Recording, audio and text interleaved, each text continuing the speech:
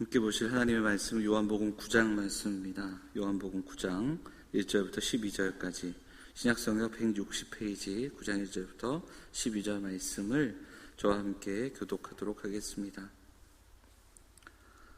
9장 1절부터 우리 같이 교독하겠습니다. 예수께서 길을 가실 때에 날 때부터 맹인된 사람을 보신지라.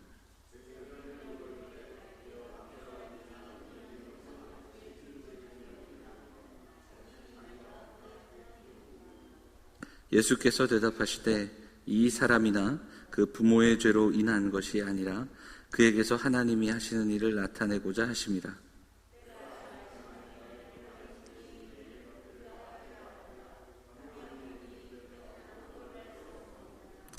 내가 세상에 있는 동안에는 세상의 빛이로라.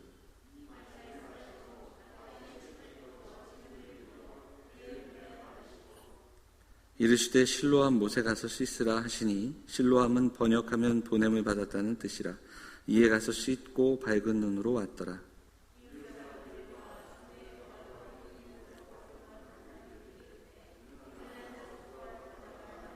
어떤 사람은 그 사람이라 하며 어떤 사람은 아니라 그와 비슷하다 하거늘 자기 말은 내가 그라 하니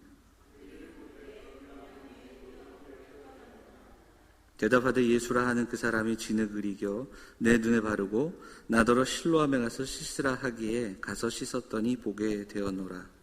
그들이 이르되 그가 어디 있느냐 이르되 알지 못하니라 하니라.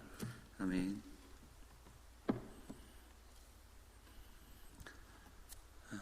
오늘도 함께 예배하는 사랑하는 성도들에게 하나님 주시는 위로와 또 소망을 경험하는 귀한 시간이 되기를 간절히 바랍니다.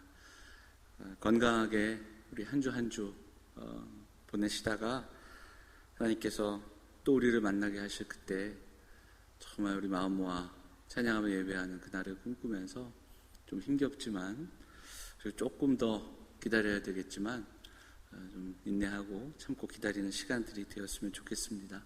오늘도 각 가정에서 그리고 또 우리가 처한 곳에서 예배함으로 이 시간은 특별히 말씀 나누면서 말씀에서 주시는 그 은혜들을 우리가 묵상하고 기도하는 시간이 되었으면 좋겠습니다. 자, 우리 가족들 우리 서로 인사하고요. 은혜 많이 받으세요. 우리 가족들 인사하고 또 여기 계신 분들은 서로 인사하도록 하겠습니다. 잘 오셨습니다. 은혜 많이 받으세요. 우리 그렇게 인사하겠습니다. 네. 본문의 말씀을 의지해서 어두운 밤을 지날 때라는 제목으로 말씀을 좀 나누도록 하겠습니다. 우리가 인생을 살아가면서 겪는 문제들이 있습니다. 고난이 다가오면 고난 앞에서 하게 되는 질문이 있고요. 그리고 고통과 슬픔의 문제들이 있습니다. 더더욱 그 신앙인이기 때문에 그냥 삶의 문제에 대해서 단순한 질문을 하는 것을 넘어서 하나님께 우리는 묻게 됩니다. 하나님 도대체 왜? 하나님 왜 이런 일들이 있을까요? 이런 질문과 기도가 분명히 있을 수 있습니다. 20년 정도 된 것 같습니다. 20년 전에 화성 시랜드 수련원에서 화재가 있었습니다. 컨테이너 박스로 만든 허술한 건물과 소방 설비가 되지 않았던 건물에서 유치원생 23명이 목숨을 잃었습니다. 당시 그 부모들이 눈물을 흘리면서 어떻게 이런 일이 있는 거냐 막 그 탄식하던 그 뉴스를 봤던 기억이 있습니다. 제가 기사를 보기로는 그 가정 중에 굉장히 많은 가정들이 이민을 떠난 이야기들도 이후에 또 뉴스를 통해서 보았습니다. 삼풍백화점이 무너질 때도, 그리고 성수대교가 또 무너질 때, 그리고 세월호가 침몰될 때도 도대체 왜 이런 일이 있냐고 절규하고 그리고 또 묻던 그 사람들의 기도와 탄식이 분명히 있었습니다. 2020년 우리는 또 다른 상황들 속에 놓여져 있습니다. 어찌 보면 너무나도 캄캄한 밤 같은 그런 시간들이 우리 앞에 놓여져 있고 우리 벌써 몇 개월째 그 길을 걷고 있습니다. 이례적인 사건 그리고 사고가 아니라, 그리고 몇 명이 겪는, 그리고 지역적인 사고가 아니라 온 인류가 8개월이 넘도록 겪는 팬데믹의 시간을 우리가 함께 탄식하며 보내고 있습니다. 많은 사람들이 도대체 왜 이런 일들이 이렇게 묻고 또 탄식하는 그런 질문을 하게 됩니다. 이런 질문을 할 때마다 우리가 듣게 되는 그 교과서적인 답이 있습니다. 그리고 함께 이야기하는 하나님의 뜻이 분명히 있습니다. 이 답은 정말 맞는 답입니다. 그럼에도 불구하고 고난 가운데 놓여진 사람, 그리고 또 고통을 겪는 사람에게 그냥 과정에 대한 설명과 그리고 함께 공감하는 내용 없이 그냥 하나님의 뜻, 이렇게 답한다는 것은 더 어렵고 힘들고, 그리고 또 당사자들에게는 더 큰 고통을 안겨줄 수 있다, 그런 생각을 해보게 됩니다. 오늘 우리가 함께 봉독한 이 본문에서 우리는 그 이야기에 대한 내용을 조금은 묵상할 수 있습니다. 본문을 보면 날 때부터 맹인이었던 한 사람이 나옵니다. 한 번도 빛을 보지 못했던 한 사람, 캄캄한 어둠 속에 살았던 한 사람이 빛을 경험하는 이야기가 본문의 이야기입니다. 그래서 9장 전체에서는 맹인을 고치는, 날 때부터 맹인된 사람을 고치는 이야기가 나오고, 그 뒤에 많은 부분이 어떤 이야기냐면 이 사람과 바리새인들이 논쟁하는 이야기가 나옵니다. 그래서 이 9장 전체에서는 과연 지금 누가 보고 있고 누가 보지 못하는가, 그 이야기도 들려줍니다. 그리고 고난과 질병의 원인이 과연 무엇인가, 이 질문에 대한 이야기도 오늘 본문을 통해서 우리에게 들려주고 있습니다.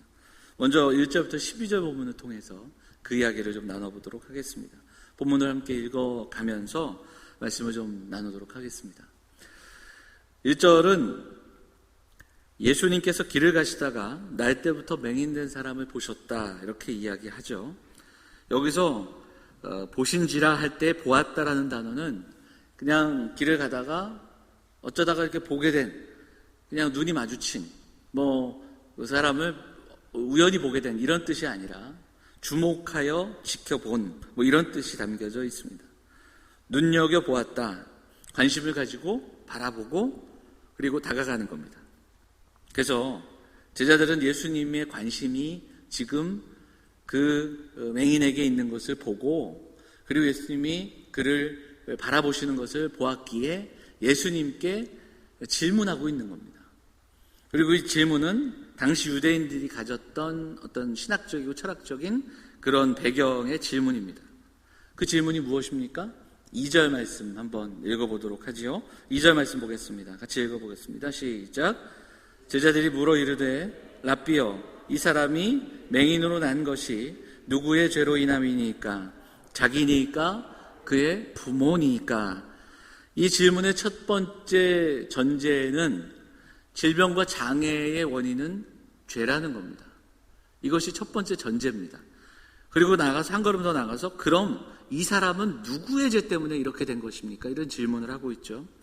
그러니까 이게 어떤 전제를 갖고 있냐면, 당시 유대인들이 갖고 있던, 그러니까 유대인들은 질병이나 고난의 원인, 어떤 사건 사고의 원인을 죄의 결과라, 이렇게 생각했습니다.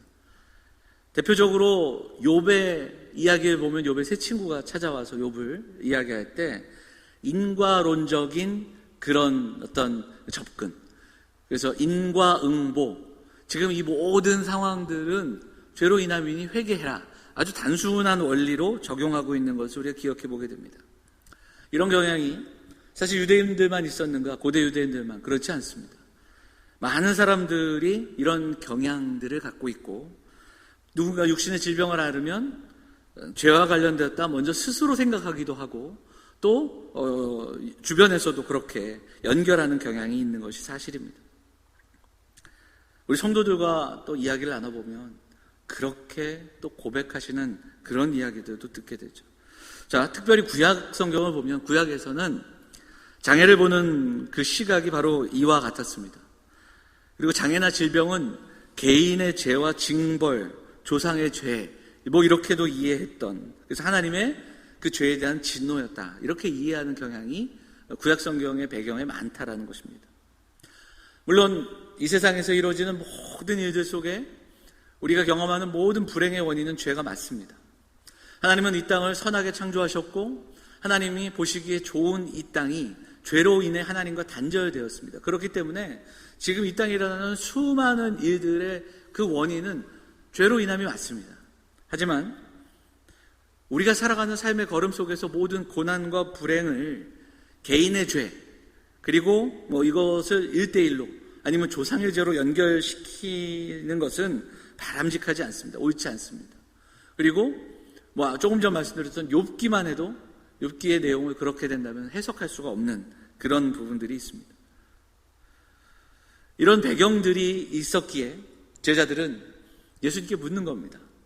예수님이 주목하시는 그 사람, 날 때부터 보지 못했던 그 사람은 자신의 죄 때문에 아니면 조상의 죄 때문에 저렇게 된 것입니까? 묻고 있는 겁니다. 그런 배경들을 갖고 있기 때문에. 그런데 오늘 예수님께서 분명히 다른 이야기를 하고 계십니다. 3절 같이 한번 읽어볼까요? 3절 읽겠습니다. 같이 읽겠습니다. 시작. 예수께서 대답하시되 하나님이 하시는 일을 나타내고자 하심이라. 이 3절 말씀은 분명히 이야기합니다. 이 사람이나 부모의 죄로 인한 것이 아니라.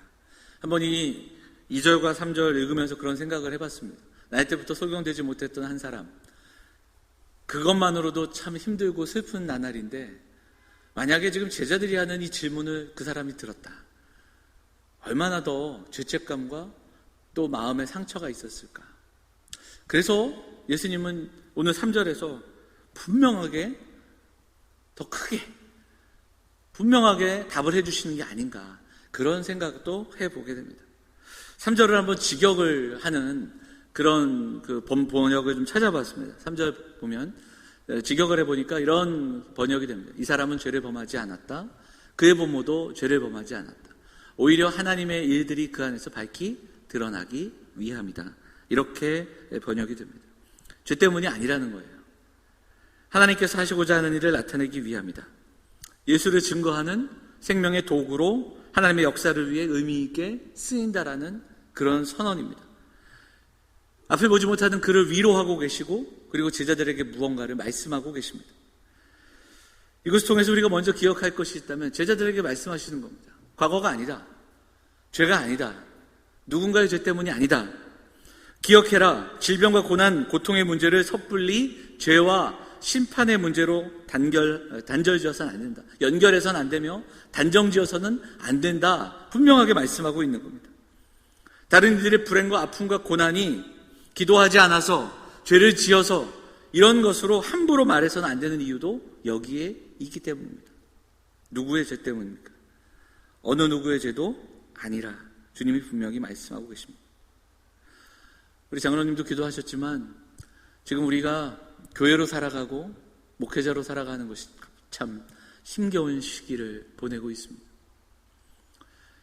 그래서 어찌 보면 우리 사랑하는 성도들 그리고 또한 교회가 참 여러 가지로 마음의 짐을 갖고 있고 또 세상을 향하여 미안한 마음 그리고 하나님께 더욱더 미안한 죄송한 그 마음들을 갖고 있습니다. 그러면서 이런 고통들과 고난이 또 우리로 인한 심판 그리고 하나님 우리에게 대한 경고 이렇게 해석하시는 이야기들도 많이 듣게 되지만 오히려 오늘 이 말씀을 통해서 우리 성도들이 위로받기를 원합니다. 어느 누구의 죄로 인함이 아니라. 그럼 이 뜻이 무엇일까를 조금 더 우리가 좀 생각해 봐야 됩니다. 코로나로 인해 삶이 멈춰진 2020년 이제 9월이 시작된 가운데 우리도 많이 묻습니다. 어떻게 이런 일이 있을까? 도대체 왜 이런 일들이 있는가? 왜 우리가 이런 일들을 경험하는가? 하나님의 뜻은 어디에 있는가? 정말 묻고 물으며 이야기합니다. 저도 이 문제를 놓고 기도하고 그리고 또 성경을 읽고 관련된 책들을 찾아보기도 했습니다. 여러 권의 책들이 있는데 그 중에 월터 브루그만이라는 구약학자가 쓴 다시 춤추기 시작할 때까지라는 책이 있습니다. 이 책의 그 중요 내용을 잠시 동안 소개하도록 하겠습니다. 구약학자라 보니까 이분은 구약에 나오는 전염병에 대한 이야기를 하나씩 풀어갑니다. 그러면서 구약에서 전염병에 대한 이야기가 나오는데 그 이야기가 세 가지 관점이 있더라 우리에게 소개합니다. 첫째는 언약을 위반했을 때 하나님의 심판이 있습니다. 언약 위반에 대한 하나님의 보응, 하나님의 심판입니다. 하나님과 이스라엘이 언약을 맺었습니다. 그런데 이스라엘이 언약을 어기고 불순종하고 하나님을 대적할 때 하나님은 여기에 대한 보응과 심판으로 칼과 기근과 그리고 전염병을 보내셨다. 이런 일들이 많습니다. 다윗이 불의하게 인구조사했을 때 하나님은 선택하게 하십니다. 그리고 그 가운데 하나가 바로 전염병이었던 것을 기억하게 됩니다. 하나님의 심판, 하나님의 보응이 분명히 있습니다. 그런데 이것만이 있는 게 아닙니다. 또 한 가지가 있다면 하나님의 특정한 목적을 위한 신적 권능으로 나타날 때가 있습니다. 특별히 출애굽기에 보면 이스라엘 백성들을 출애굽시키는 과정 속에서 하나님은 애굽을 심판하시기보단 조금 더 한 걸음 더 나가자면 하나님의 큰 계획을 이루시기 위해 하나님의 능력을 행하신다. 이렇게 해석할 수 있습니다. 10가지 재앙이 나오는데 이것은 하나님의 구원, 하나님의 크신 구원의 계획을 이루시기 위한 하나님의 권능이다. 이렇게 설명합니다. 세 번째, 인간이 가진 어떤 지식으로도 설명할 수 없는 하나님의 완전한 자유와 초월성, 이렇게 설명합니다. 이 내용은 성경에서도 크고 작은 문제들에 질문할 수 있고 심지어 욥기를 보면 욥이 끊임없이 묻고 또 물을 때 실상 하나님이 정확하게 답을 하지 않으십니다. 네가 창조의 그때에 나를 보았느냐? 네가 창조주의 마음과 창조주의 계획을 다 알 수 있겠느냐? 오히려 묻는 내용들이 나옵니다. 네가 나의 뜻을 다 일러준다 해서 알 수 있겠냐? 오히려 묻는 그런 내용들이 나옵니다. 그러니까 우리가 이 땅을 살아갈 때 하나님이 가지신 그 영광과 하나님의 자유함과 하나님의 거룩한 섭리를 다 이해하고 알아낼 수 없다. 욥의 친구들이 욥을 찾아와서 첫 번째 얘기했던 하나님의 보응, 심판, 죄에 대한 하나님의 심판을 끊임없이 이야기하면서 보편적으로 이야기했을 때 하지만 과연 욥의 삶이 그런했는가? 그러면 그렇다면 그 욥기 마지막에 나오는 욥의 삶이 다시 회복되고 그리고 또 재산이 더 많아지고 이런 것을 어떻게 설명할 수 있겠는가? 하나님은 선하시며 전능하시고 그리고 자유 안에서 섭리하시는데 우리가 그것을 다 헤아릴 수 없다. 이것이 구약 성경에 나오는 세 가지의 이야기라는 겁니다. 하나님의 보응이 있지만 또 하나는 하나님의 전적인 권능 그리고 그걸 더 넘어서는 초월적인 하나님의 섭리가 있다. 그러니까 이 세 가지가 있다. 이걸 설명하는 것은 뭐냐면 우리가 함부로 판단할 수 없다라는 거예요. 그리고 그런 가운데 이 책의 결론과 같은 내용 속에서는 우리가 고난과 질병과 삶의 문제를 대할 때 단정 지을 수 없는 이유가 여기에 있고 그때마다 오히려 그 사건과 사고가 있을 때마다 우리가 더 주목해야 할 것은 그 속에서 일하신 하나님, 그 하나님이 우리를 대하시는 그 모습, 그것을 세 가지로 다시 요약을 하는데요. 그것은 뭐냐면 첫째는 하나님의 변함없는 사랑, 헤세드라는 단어로 반복되는 하나님의 사랑. 두 번째는 하나니라는 단어로 여러 번 소개되는 하나님의 은혜, 그리고 라함이라는 단어로 나오는 하나님의 자비와 긍휼. 이 세 가지가 우리가 이해할 수 없는 하나님의 그 모든 섭리와 초월과 사건과 사고 속에서 하나님은 그 백성을 이렇게 대하시고 하나님은 변함없는 사랑과 은혜와 자비와 긍휼로 그 백성을 끝까지 인도하시고 계시다라는 것을 우리에게 이야기합니다. 사랑하는 여러분, 우리가 하나님의 이 땅을 섭리하시고 우리를 인도하시는 이 이야기를 묵상하고 하나님의 뜻을 생각할 때마다 단순하게 그리고 우리가 보는 그 모습만으로 운명론적으로 그리고 인과응보적으로 해석할 수 없는 이유가 분명히 여기에 있습니다. 오늘 하나님이 주님께서 분명히 말씀하십니다. 어느 누구의 죄도 아니다. 하나님이 그를 통해 하나님의 일을 나타내시고자 한다. 이렇게 말씀하십니다. 이것도 역시 단순하게 해석할 수 없습니다. 운명론적으로 하나님은 그를 통해 하나님을 드러내시기 위해 그 오랜 세월 동안 그의 눈을 멀게 하셨다. 이렇게 해석할 수 있는 것도 아닙니다. 오랜 세월 이 사람이 받은 고통과 아픔. 예전에 이렇게 설명하시는 분들이 있었습니다. 일제 36년도, 6.25도 다 하나님의 뜻이고 누군가의 질병도 죽음도 하나님의 뜻이다. 이게 맞죠. 맞습니다. 그러나 이렇게 이야기할 수 있는 사람은 누구냐면 그 모든 시간 속에서 일제 36년 그리고 또 6.25 전쟁을 겪으면서 질병과 죽음의 위기수를 겪으면서도 조금 전 말씀드렸던 하나님의 은혜, 하나님의 사랑, 하나님의 긍휼을 붙들고 그 어렵고 힘든 그 시간들을 인내하고 또 참아내고 몸소 겪으면서도 하나님의 뜻을 알고자 선하신 하나님, 사랑의 하나님, 그 하나님의 은혜와 자비를 붙들고 견뎌낸 사람들이 고백할 때 그 고백은 맞는 고백입니다. 그러나 그것을 바라보며 타인의 삶을 철학과 신학과 그리고 우리가 알고 있는 어떤 그 선에서, 지식의 선에서 그것을 논하고 이야기하는 것은 그것은 바람직하지 않고 옳지 않다라는 겁니다. 일어난 사건, 상황, 결과 전체를 그냥 하나님의 심판, 보응, 뜻으로 결론 짓는 것이 아니라 오히려 우리는 그 과정 속에서 하나님이 원하시는, 그리고 하나님이 우리에게 무엇을 원하시는지를 묻고 또 묻고, 오늘 예수님이 그 한 사람을 보시며 그를 통해 하나님의 일을 나타내시고자 함이라 하시는 것처럼 우리는 그렇다면 오늘 나를 통해 나타내시기 원하시는 하나님의 일은 무엇인지를 묻고 또 그 하나님의 마음과 하나님의 뜻을 묻는 성도들이 되어야 할 것입니다. 오늘 날 때부터 앞을 보지 못했던 이 맹인은 그저 병이 낫는, 예수님을 통해 그저 병이 낫는 샘플이 되는 게 아닙니다.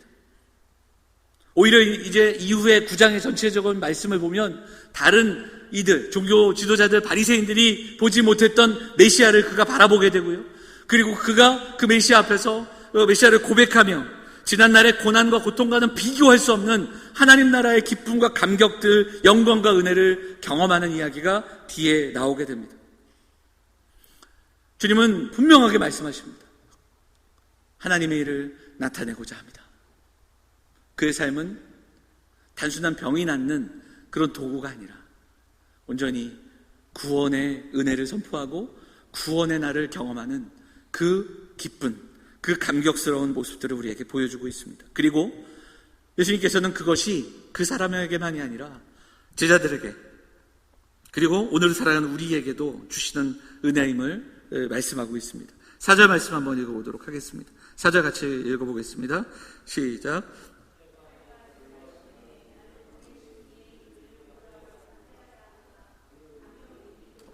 아무도 일할 수 없느니라. 이 본문을 보면 예수님은 말씀하십니다. 나를 보내신 이의 일.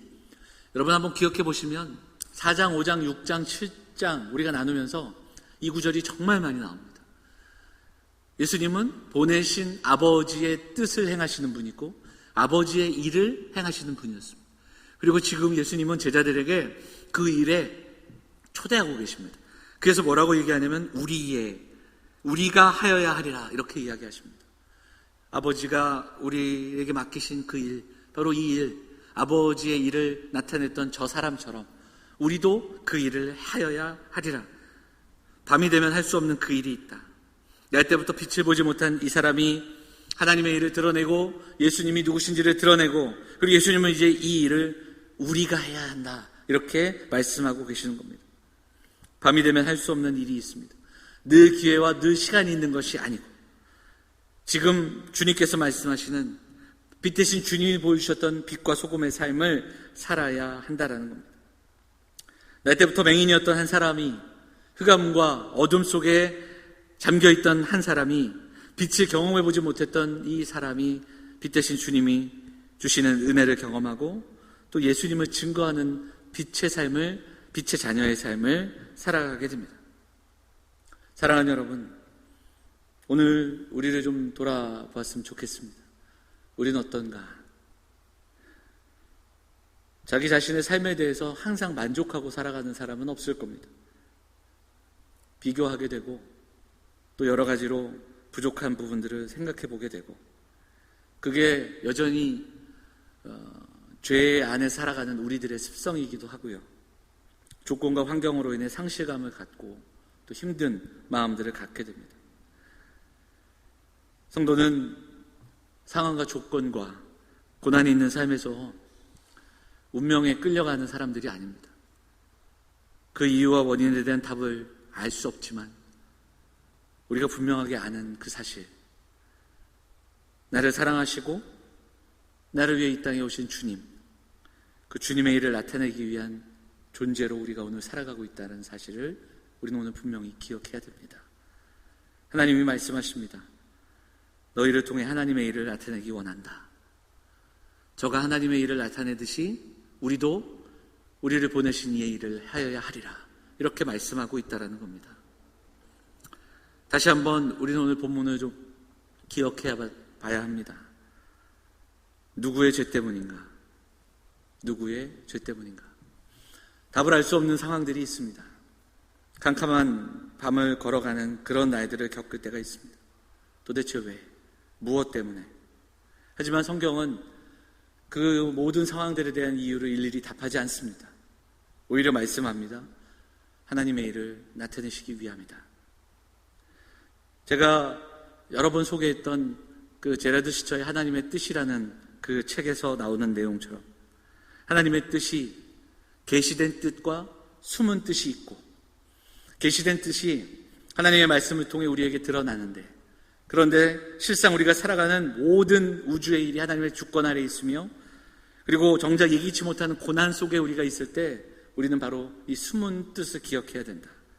숨은 뜻 때문에 우리가 쩔쩔매고 당황하게 되는 겁니다. 그럼 믿음은 무엇인가? 바로 그 숨은 뜻에 담긴 선한 목적을 인정하고 기대하며 나가는 겁니다.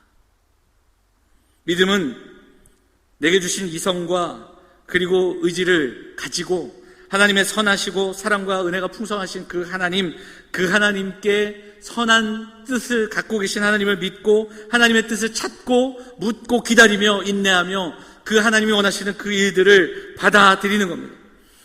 우리가 그 믿음으로 살아가기에 뜻없이 무릎 꿇거나 타협하거나 운명에 매여서 탄식하거나 그렇게 살아가지 않는 겁니다.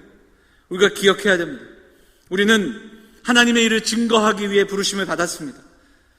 삶의 모든 일들이 우리가 스스로 해석하고 다 일일이 알 수 없으나 우리에게 분명한 한 사실, 우리는 하나님의 일을 증거하기 위해 이 땅에 부르심을 받았다라는 사실입니다.